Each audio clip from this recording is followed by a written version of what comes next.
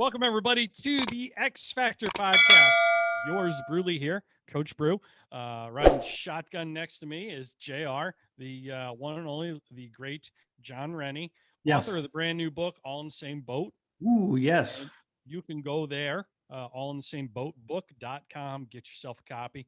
Better yet, that would be like the average mediocre thing to do if you're a listener. Right. Better yet, get a copy for every single person you lead at your company. There you go. You can write that off as an education. It could fall under educational expenses in your budget. Okay. Buy a case, 2 cases, whatever you need for everyone in your company. Yeah, absolutely. All in the same boatbook.com. Yep. I wouldn't be kind enough to discount on quantity for you. But John is a much nicer, kinder human being. I can't speak for him, and I don't want to put words into his mouth. But just knowing that he's nicer and kinder than me, yes, I bet he would probably work with you a little on a bulk discount. We do. No, tightwads. 2 does not constitute bulk quantity. Just because it's more than 1 doesn't make it bulk, kids. Right. Yeah, we do bulk. We do bulk discounts for people looking to buy a lot of books. And look, I would encourage people right now, if you're thinking about this book, if you're looking for, I would say the most interesting leadership book written this year, to go to allinthesameboatbook.com and purchase a book before May 15th, because we're running a drawing right now. And when we do the live launch of the book launch, which will be May 15th, we'll pull names out of the hat, and for every book you buy, 1 name goes in the hat, and we are going to pull for 80 different prizes. And the number 1, the grand prize, is a hand-carved American flag from the Sasquatch Flag Company, and it's absolutely gorgeous, a beautiful thing that will be our grand prize. And we have prizes all from a number of different friends of mine, friends of my podcast. And so one of those books one of those prizes is a book from our Coach Brew, The Coach Approach. 50 of our lucky winners will get one of those books. And we've got a lot of number of prizes. I'm the consolation prize. And I don't mean for this contest. I mean, like, ask my wife. I'm the consolation prize. You are not the consolation prize. The consolation prize is if you just get a book. If you order a book and you get my book, that's the consolation prize. But if you win all something, our listeners are dying to know one thing, John. What's that? What's Coach Brew think of Jon Rennie's new book? I think you, folks. I think you gave me a quote. I think the damn thing ought to be burned. Oh no! Onto an MP3. Ah, okay. It should be burned onto an MP3. Thank you. I was worried. I was worried there. At some point, there should be an audiobook. Yes. You all thought the worst. Yep. You only heard the first half of what I said. You thought the worst. Yep. I'm not as horrible a human being as you think. Yes. Anyway, this episode of the X Factor podcast is brought to you. Hey, Bottomgun Coffee and Bottomgun. I was going to say all in the same boatbook.com, but yeah, okay, the coffee company too. Well, it's both. Let me just say something about bottomguncoffee.com. Bottomgun Coffee. It's an amazing coffee. It's what I drink every day. But it's a company formed by military veterans, and in fact, they're Navy submariners and submarine vets. And as a former submariner myself, I know we drank a lot of coffee underway, so we know good coffee. These guys make great coffee. And here's the most amazing fact that you didn't know. We didn't bring it up the last time we talked, but today on April 11th is actually the anniversary of the birth of the submarine force in the United States. So this is our 121st birthday. So shout out to my friends at bottomguncoffee.com, submariners. This is their birthday. Submarine birthday is today. Happy birthday, John. Happy birthday, Bill Moser. Yeah. So excited for those guys. And All in the Same Boat, the book that we've been talking about, that is written about my experiences as a submarine officer and how I took that leadership experience and brought it into the business world. So allinthesameboatbook.com. So if you like submarines, if you're interested in a little bit of, I think they're delicious. Genre, I love them. They're delicious. Love submarines. They are probably an X Factor food, I would imagine. The my X Factor food is me. I am the greatest 6-foot hero. That's what a number of people tell me. I'm a 6-foot hero, and that number would be 0. I was So going to what are we say. talking about today? Last episode was Yes. X Factor presidents. Presidents, right. And in keeping with the theme, I mean, this is almost redundant. Yes. This week, we're talking Yes. X Factor criminals. I'm not a criminal. I'm not a crook. Oh, That was Richard Nixon, who was, in fact, a crook. a crook and a criminal. Yeah. Is there a difference? I don't know. I'm I think Parker, it's search terminology. that. Difference between a crook and a criminal. Yeah. looking it up right I know there's a difference between a robbery and a burglary. Really? Yeah, I think a robbery is at gunpoint while you're like there and awake, Yeah. and a burglary is like while you're sleeping. Ah. Or while you're not home, your house is burglarized. Ah. Yeah, Okay. so there is a difference between a robbery and a burglary. Is there a difference between a criminal and a crook? You can see the hamster on the wheel in Parker's brain just It says that spinning. criminal. So crook is like a. They're saying that as nouns, the difference between crook and criminals is that crook is a bend, turn, curvature, a flexure, while criminals is. So I missed that. Well, crook can mean a lot of different Yeah, things. but- Parker is reading like the crook is in something bends. It Mhm. has a crook. Ah, about all it. right, right. yeah, Okay. Yeah, like the brook has a crook. The brook kind of has a bend. Ah, The body of water. and Um, then like a But we're looking criminal for the is- definition of crook in the kind of criminal sense. criminal sense. Yeah. So way to go, Parker. Way to pull up the wrong definition. All right. So X Factor criminals, John. Yes. Yes, we moved on, Parker. Don't bother. All right. Close that window of your browser now.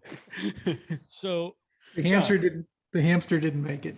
I think technically speaking, Yes. X Factor criminals, like if we're Criminals. talking about being great or prolific, Yes. they would have to have one specific quality. All of them. In order to really be X Factor, you have to have one specific quality. Are they notorious? They have notoriety? No. No. I mean, most of these that I am thinking of who share this one specific quality are also notorious, perhaps because they share this one specific quality, Okay. Okay. which makes them X Factor. Would you like me to tell you? Yes, because I'm struggling. To truly be an X Factor criminal, you would have to never have been caught. Well, you're going to like my choice today. You have no idea what I chose. So why don't you tell me? Do you want me to go first? I went Well, first last yeah. time. So I would say I'll go first. All right. But I would say, there's different kinds of criminals. There's like violent criminals, and Yes. there's white collar criminals. Hmm. So I'm going to say. Wait, what about smooth criminals? Thank you, MJ. A smooth criminal would be a guy who gets away with doing things to children on his ranch Oh my goodness. because he's a pop star and he can moonwalk. Like you knew he was not right when you saw him wearing one sparkly glove, not two. And he just got paler and paler every year until he was whiter than Macaulay Culkin, aka the victim number one. I'm just kidding, allegedly. So I would say X Factor criminal, the original, iconic X Yes. Factor criminal was Jack the Ripper. Ooh. primarily because he was never caught, but he's also widely credited with jump-starting Western culture's serial killer fixation. Oh, Like he basically created the serial killer cottage industry, so to speak. He made it a not quite the craft brew industry, but yeah. He fancied himself an artist, though, I believe. But so he murdered at least 5 women in the impoverished Whitechapel district of London in 1888, and the media frenzy surrounding the case contributed greatly to the public obsession, which is an obsession we to this day still have as a society, as evidenced by all these true crime movies, TV Yep. shows, and the rise of all these true crime podcasts. It's like the fastest growing category in podcasts today. But here's why I think he is so iconic, and this is not the X Factor criminal I even chose, by the way. I'm just providing some context. Is how good was he at his job? He was so good that he could taunt the police and send them evidence and still not get caught. Mm. Now, granted, this is in the 1800s before DNA evidence and forensics and anything like that, but he would send letters to the cops, including the famous From Hell letter that inspired modern work of fiction by that same name. There are a lot of theories as to his identity, but I think he is the original X Factor criminal in terms of like he created a genre of criminal serial killers. Yeah. That, the Zodiac Killer, the Doodler, the Long Island Killer, the Servant Girl Annihilator, Charlie Chopoff, the Alphabet Killer, Bible John, the Highway of Tears Killer, and the Babysitter Killer all sort of looked up to him as a mentor of sorts in a sick, twisted way. However, this is not the person I've chosen as the X Factor criminal. The X That would have been Factor, a good one. yeah, what if the X Factor criminal I chose is the same person I chose as the X Factor president? That would be number 45, Donald J. Trump. A criminal. Why? Because he didn't get caught? Alleged crimes. Okay. Why? Because he never got caught. Ah. Now, if you looked up, just Google Donald Trump litigation tracker, you'll see a probably something large enough to be the size of an unabridged dictionary of pending criminal and civil cases against the man. And against the Trump Corporation, and probably against his family members. Now, this is like a oh my gosh, like this is wow. I mean, we're just giving you the greatest hits here. This isn't even all of them. There's defamation. There's a federal tort claims litigation, another defamation suit, fraud litigation, hotel fraud and tax litigation, a class action suit against Trump organizations for people allegedly worthless business opportunities, scamming investors, DC civil suit over misuse of 2017 inauguration funds, an incitement suit for the January 6th Capitol attack by multiple plaintiffs, Capitol Police suit against them, NAACP, voting funds right case. New York this is not even including like New York Attorney General stuff, like investigations into his finances and things, illegal election influence. There's all kinds of stuff. And this, I mean, that's just sort of like the paper law kind of the trail of paper with that stuff. All these alleged sexual assaults, bleep that out, Parker. All these alleged sexual assaults, rape, all of that. It's not including Stormy Daniels, which actually got thrown out of court, and she ended up owing him $150,000, strangely. But nothing sticks to this guy. The original mafia boss, John Gotti, who had nothing stick to him in the way of crimes as a mob boss, had the nickname Teflon Don or Teflon Don. Yeah. because nothing stuck to him. He was like Teflon. I would argue that Teflon Don is really Donald J. Trump. Wow. Nothing seems to stick to this guy. And Wow. again, X Factor doesn't mean you're a humanitarian. It doesn't mean you're a great human being. It doesn't necessarily mean you're a role model either. It doesn't mean any of that. It just means you are a game changer. For someone to be able to potentially, allegedly commit that many crimes and not get caught, That's X Factor. that's X Factor. 100%. You covered your tracks. You buried it with a shovel, and you buried the shovel. That's impressive. I had no idea. Veritable laundry list of things. And I'm neither pro-Trump nor severely anti-Trump. This is not a political message. It's not a political endorsement. It's simply a statement of fact that there is something very X Factor about his resume that you can have so much of trouble following you, so much of a cloud hang over you everywhere you go. Yeah. And need a legal dream team of sorts on staff full time and on call, I am sure. Wow. Yet nothing has been pinned on him. Is nothing shy of amazing. That's crazy. He's sort of the white collar crime version of Jack the Ripper. I mean, he has 14. Like I looked up the litigations on him and stuff. Right now, he has 14 investigations going on.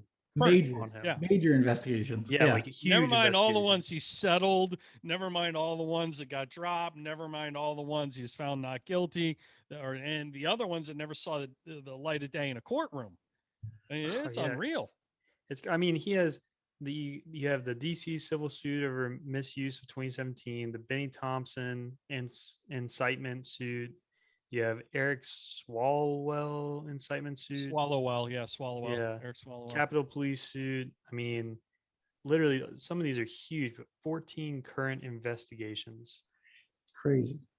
Wow. That is insane. Yeah. And he's just, what is he doing? He's playing golf somewhere, probably. You don't care. Yeah. Like 13 more investigations than you have right now, Parker. I know. I don't know how you get away with it either, man. You just think you can drop a podcast on whatever day or night of the week. Oh, yeah. I never get away with that. I never get away with that. There's probably 14 civil suits against Parker for just misusing the use of the podcast, the release and date. They're all by James Elliott. I know, James, leave him alone. No, not only him. It's like he's got his own class action suit against Parker. No, it's like James Elliott and a couple other people. Well, keep on them, James. That's good. We gotta stay. We're gonna release Wednesday this week, right? Yes. All right. So James, Wednesday. It's kind of like in A Few Good Men, John. Yeah. When Colonel Jessup says to Lieutenant Colonel Markinson and what's his name? Who's the other actor? He's the guy from 24. Oh, you know who I'm talking about. Yeah. Sutherland? Anyway, yeah, Kiefer Sutherland. Yeah. When Jack Nicholson's character, Colonel Jessup says, I say Santiago stays. We're going to train the lad. I'm pretty sure those are your exact words when I tried to convince you to fire Parker. I know. We're going to train the lad. You said, I say the DFE stays. We're going to train the lad. Parker. Still haven't moved the newspapers close enough to the door yet. It's all, you know what? Hey, if anyone gives you a hard time, Parker, just remember how much do they pay for this podcast? Right? Just remind them how much they paid to listen to this amazing content. So you just get it when we give it to you. So your penance for complaining about Parker and when this podcast drops is you need to go buy some of my apparel and you need to buy a copy of Jon Rennie's book, all in the same book.com. Yep. So yeah, that's your penance. And you also need to recommend this podcast to 10 of your friends so they can all bitch Yeah. about Parker too, publicly, preferably. Yeah. Publicly complain about him. Yeah. The more on Twitter, I want Rose, his digital footprint for his next employer to be so appalling he can never leave us, John. That's it. That's the So whole goal. listeners, as you're listening to this, just roast me on Twitter. Parker, what's your Twitter handle again? It should be At Parker the DFE. Yeah, it should be at Parker. At Parker the DFE. Check, make sure. And roast him. Yeah. You know, specifically like his work habits and time management skills. Yes. Which leave a lot to be desired. That way he can never leave us. And yeah. You can roast me on my whatever this is too. That little mouse dangling Yeah. off of your lip. Yeah. That too. So John, X Yes. Factor Criminals. You said I'm never going to guess who yours is. Is it Parker? No, that would be good. Because you referred to him not releasing the podcast on time as a crime against humanity. It, So I it just was. curious. It was. Yeah. It should be. No, it's funny because you said, what makes an X Factor criminal X Factor, and one is not being caught. And I would even say this is not even people knowing who you are. This is really a remarkable story. The person I picked for this podcast. So if no one knows who they are, how do you know who they are? Well, I was surprised. You showed yourself. You can out yourself listen, like that. You're going to get arrested. You never know. This is the thing about the story I'm going to tell you about this gentleman. You never know who might be. It's definitely not you. Then you said it was a gentleman. Okay. I was an officer and a gentleman by an act of the president, by the way. So just a reminder that I was a gentleman at one point in time. But no, I think let's talk a little bit about this. Who do you think? Can you name the name? This is what I'm saying. It's hard to guess who this is. Who is arguably the greatest jewel thief who ever lived? The Pink Panther. Yeah. Okay. That's from the movies. Sure. Yeah. The greatest jewel thief. Coach Brew. Joe Biden. What? Hunter Biden. Joe Biden. I mean, No. he stole the election. Oh, wow. Yes. You Well, said there thief, you go. right? Or did you say something before thief? Greatest jewel thief Jewel ever. thief. You mean like that brand of vaping pen? Yes, that's it. Oh, Yeah. then Hunter Biden. Hunter Biden. Yeah. So the guy, though, this is when I started doing some research on this guy. I'd heard about him a while back, but I couldn't remember his name. And I was like, wasn't there this guy that was this jewel thief and that never got caught? And his name is Bill Mason. Bill Mason, not a household word at all, or a name at all. So we know who he is, Yes. but we don't know where he is what you're saying.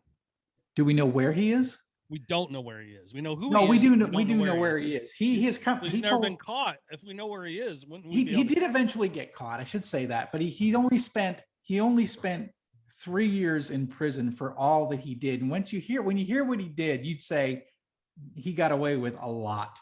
So get this: he was a family man, just a regular guy. He grew up in outside of Cleveland, and he just was this normal guy. He was born in West Virginia, grew up outside of Cleveland, right? Had a family, and all of his life he was fascinated with people that had money because he never had really wealth.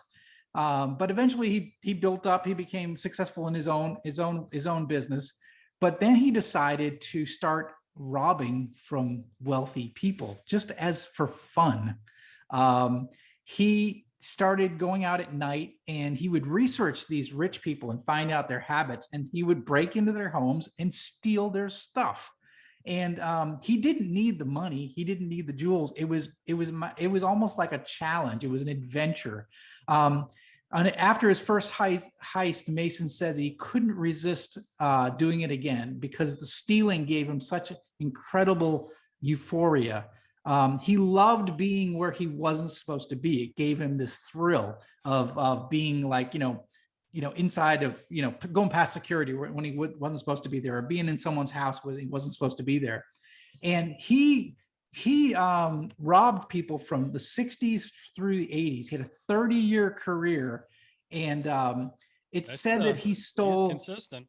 yeah, he stole $35 million worth of valuables, mostly jewels, from celebrities like Robert Goulet, Armand Hammer, Phyllis Diller, Bob Hope, Truman Capote, Margot Hemingway, and even had a few times where he broke into mafia buildings and stole things. It was all about him, as an adventure to him. It was exciting to him. He actually stole, there was an Olympic swimmer named Johnny Weissmuller. He stole his gold medal. Johnny Weissmuller was the original Tarzan.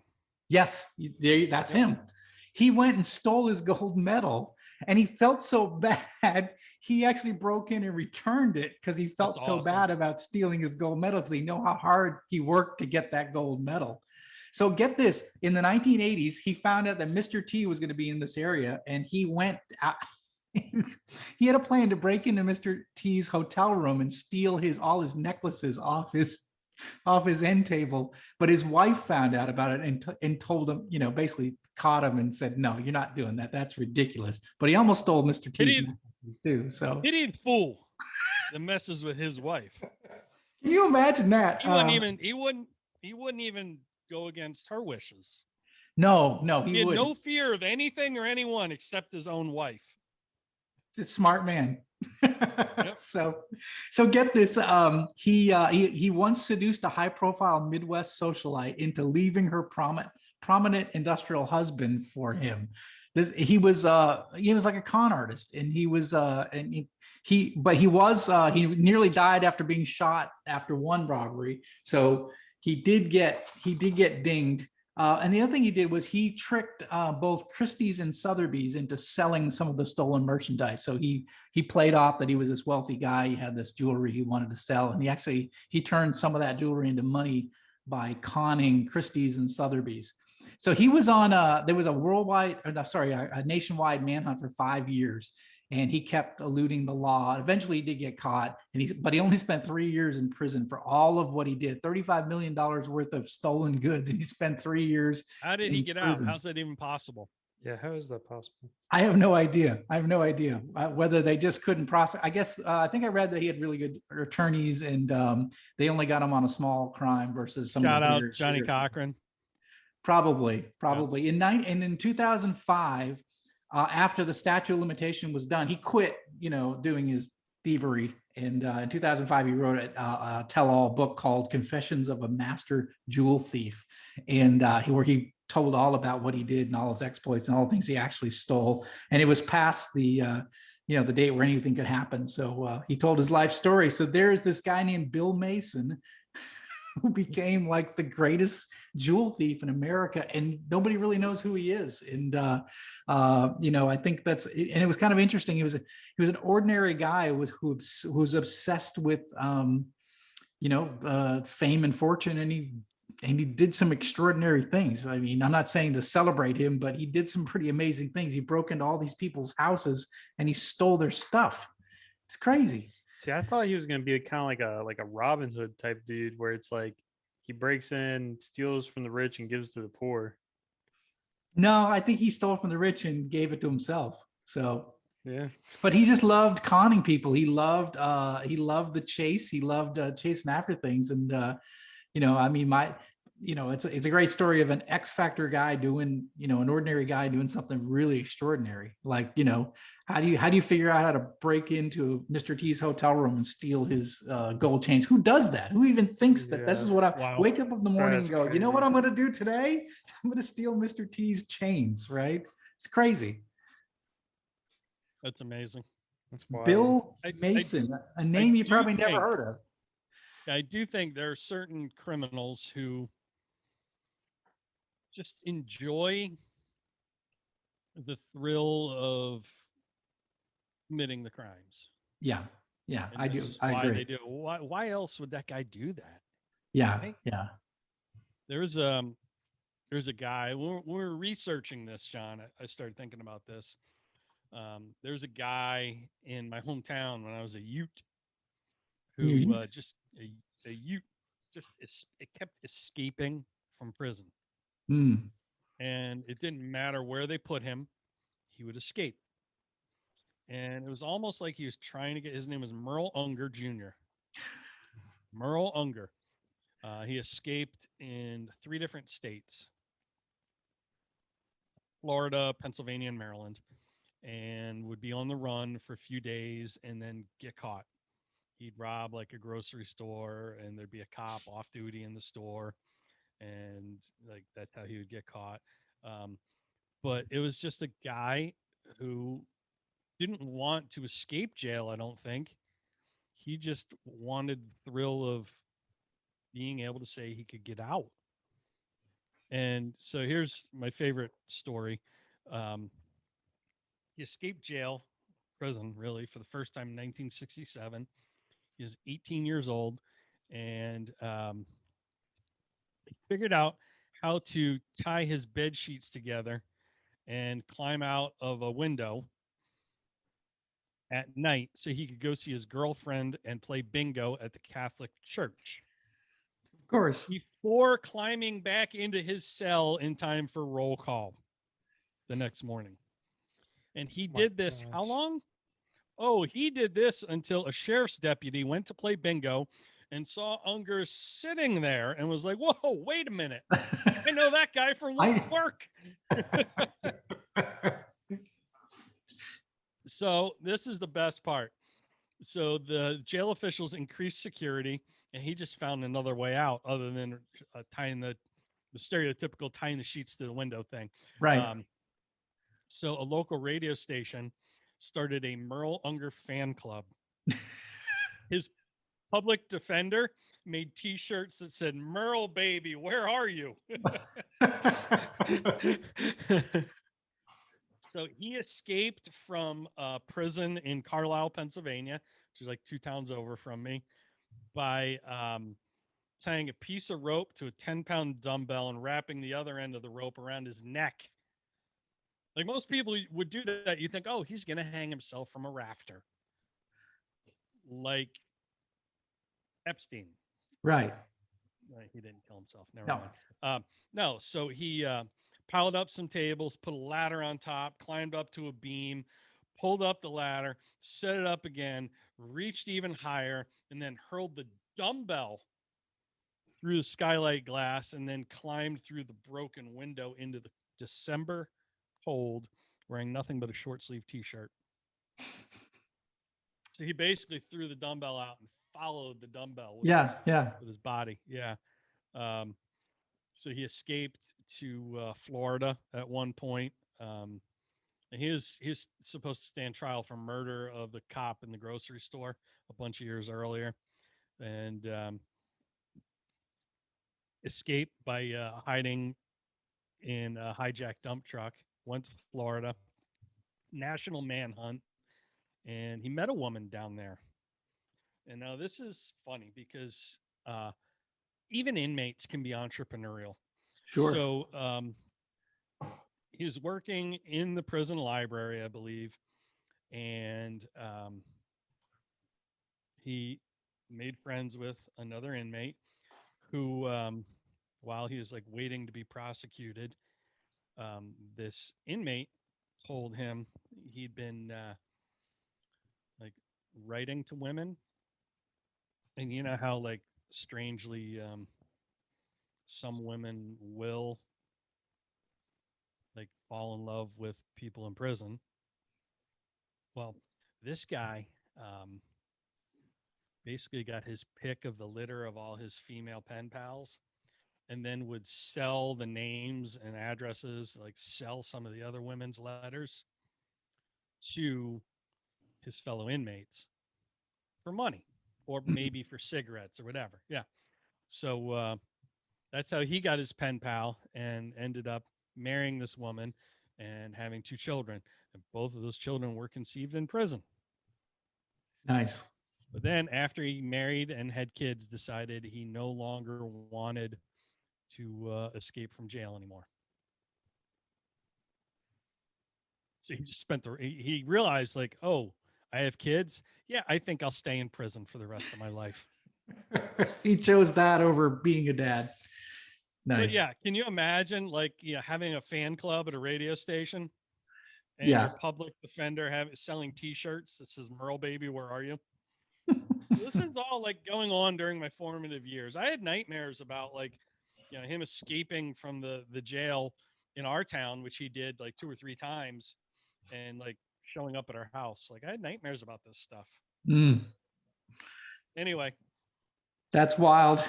yeah, I Yeah. think Well, some people just love the thrill of I getting think they away do. with things. I think they do. I think it's you when you do something you're not supposed to and you get away with it. It's like shoplifting. Some people have that narcolepsy.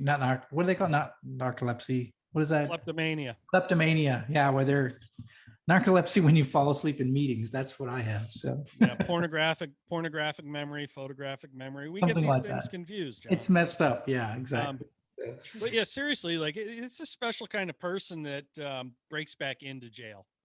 Yeah, yeah. Oh, your Well, sentence length got doubled. What'd you do? Broke back into prison right. every night I had to go play bingo. Come on. at church. Yeah. At church. I love it.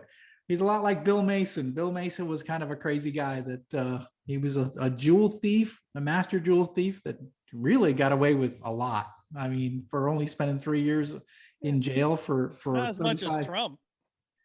Well, that's true. Trump is getting away with murder, or maybe not that, getting away with something. But think about it. Like he owned a beauty pageant. Yeah. He literally owned what was Miss America? Or Miss USA. I can't remember. One of those two. And that was basically like it's kind of like owning a minor league baseball team. Yeah. That was like his farm system for talent that he would harass. Yeah. And he got away. It is amazing how much that man has gotten away with.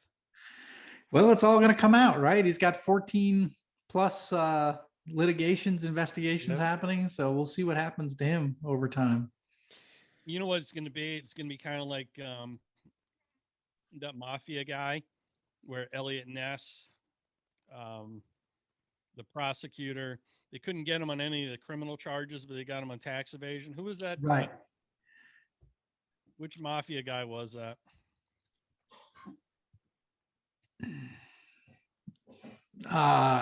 Yeah, I'm trying to think of Sammy the Bull was working for him. Al Capone. Al Capone. Yep. Oh no, so you're talking about? Well, you're right. The way back when. Yeah. Yep, Okay. Thanks for looking that up, Parker. Way to be on the ball. Sorry, I moved my head so I couldn't hear you. Yeah. Uh-huh. So yeah, it's going to be like Trump will get nailed on a technicality, like he forgot to claim something on some expense form on his tax return.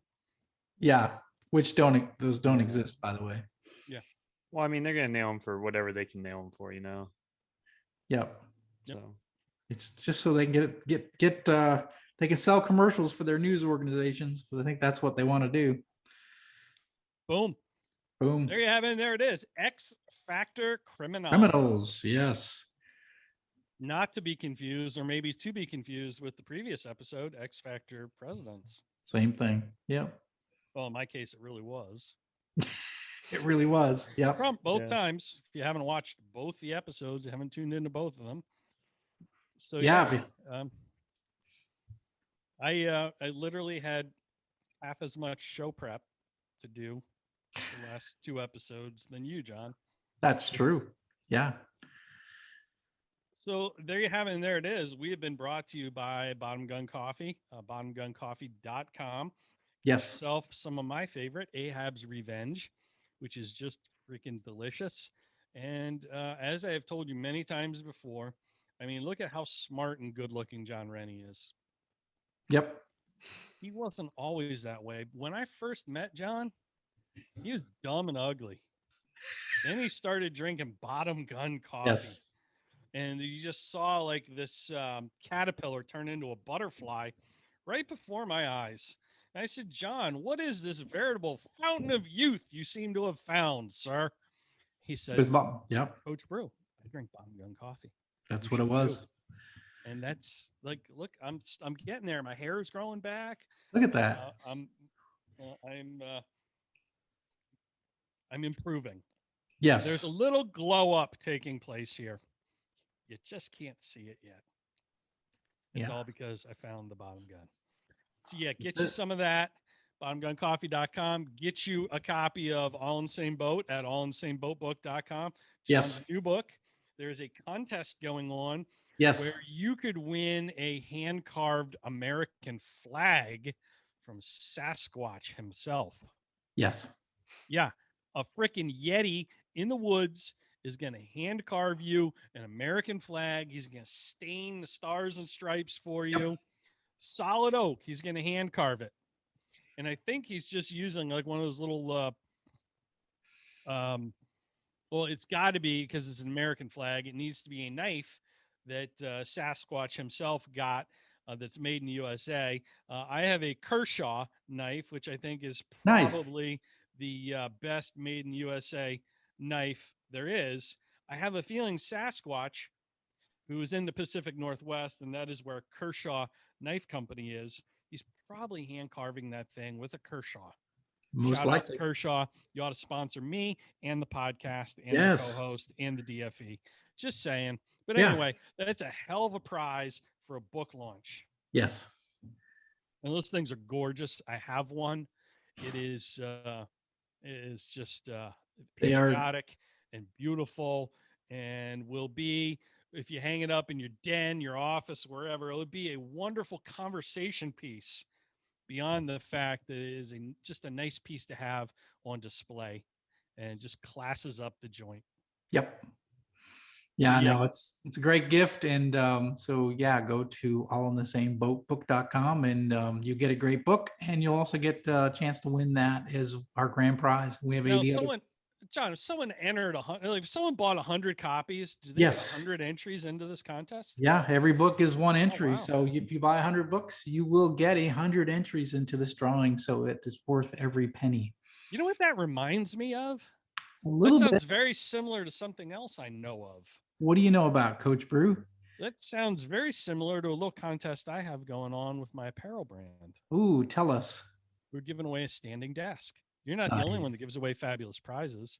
My standing desk that we're giving away is not hand carved by a Yeti from solid oak using a made in the USA Kershaw knife, Yes. but it is a nice piece of technology. It kind of goes up and down like a boom mic Yeah. stand does. So you could sit and have your keyboard on it, or you could pull it up and stand, because for every hour you spend sitting, you decrease your lifespan by 2 hours. Sitting is the new smoking, according to doctors at the Mayo Yep. Clinic. And I am not making that up. That is their research. And, for every dollar you spend on apparel or on one of my books, you get an entry into the contest. So, like, let's say you bought $60 worth of merch.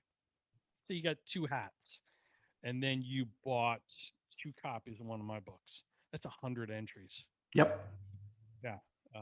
So your first order of business is go to allinthesameboatbook.com, get a case of books there so you can win a fabulous prize.